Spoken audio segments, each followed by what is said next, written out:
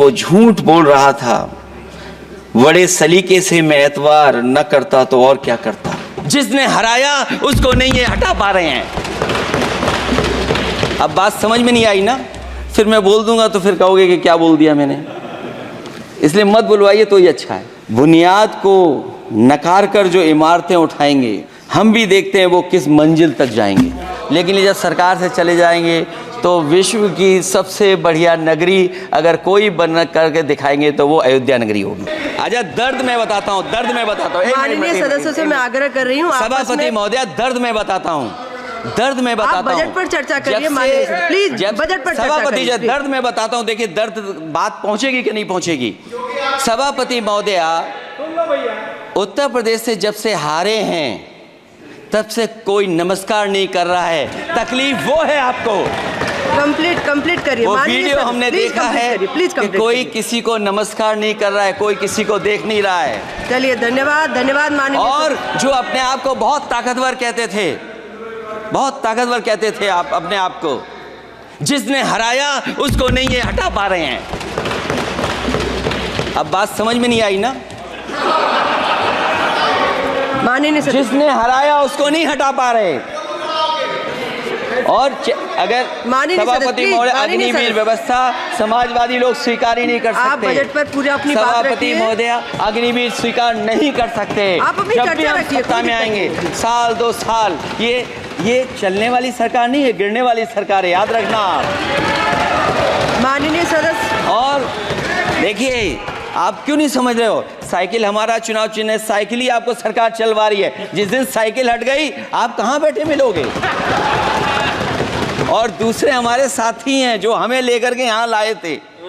माननीय सदस्य, मैं आग्रह कर रही हूँ, कंप्लीट करिए। सभापति महोदय, मैं 2-3 बातें कहता हूँ यूपी को लेकर के मैं मांग करता हूँ। कंप्लीट करिए आप। सभापति महोदय, चंबल एक्सप्रेस वे बनना चाहिए, क्योंकि देश का सबसे बड़ा एक्सप्रेस वे जो 1 लाख करोड़ का बना है वो दिल्ली मुंबई से है। और यूपी को क्यों नहीं जोड़ रहे हैं आप।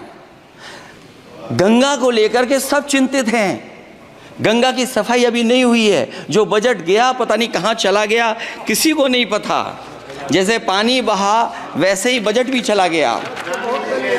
दूसरा, क्योंकि मंत्री जी बैठे हैं, वो जानते होंगे मंत्री जी कि देश की सबसे अच्छी लाइन सफारी बनी है इटावा में, और उस लाइन सफारी को बनाने में हम लोगों को बहुत समय लगा, क्योंकि एक लाइन सफारी, एनिमल सफारी अगर बननी हो उसको बनाने में बहुत टाइम लगता है, बहुत जगह से परमिशंस लेनी पड़ती हैं। हम लोगों को परमिशंस नहीं मिली, और क्योंकि वो प्रोजेक्ट अच्छा है, एशियाटिक लाइन्स की ब्रीडिंग शुरू हो गई वहाँ पर। ये सरकार इसलिए नहीं शुरू करना चाहती है क्योंकि वो समाजवादियों ने बनाई है। पहली बार देश में एशियाटिक लाइन्स पैदा हो रहे हैं। नहीं, वहाँ पर इटावा में पहली बार हो रहे हैं, और वो इसलिए नहीं शुरू कर रहे हैं। और वो शेर मैं बता दूंगा आपको, शेर आया था कि कोई और आया था, वो कहानी मैं नहीं पढ़ूंगा यहाँ पर,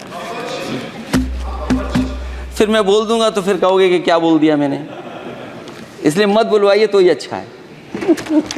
कि कुछ तो धन्यवाद माननीय सदस्य, धन्यवाद। कुछ मत बुलवाइए मुझसे।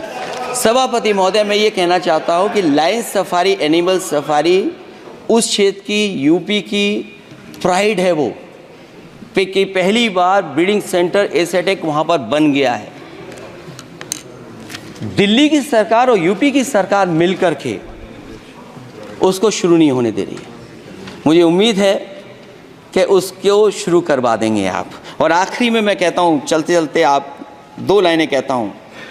बुनियाद को नकार कर जो इमारतें उठाएंगे, हम भी देखते हैं वो किस मंजिल तक जाएंगे।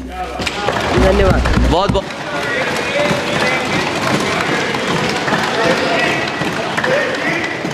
अखिलेश जी, कुछ ज्ञान माननीय विपक्ष के नेता को भी दे दीजिए।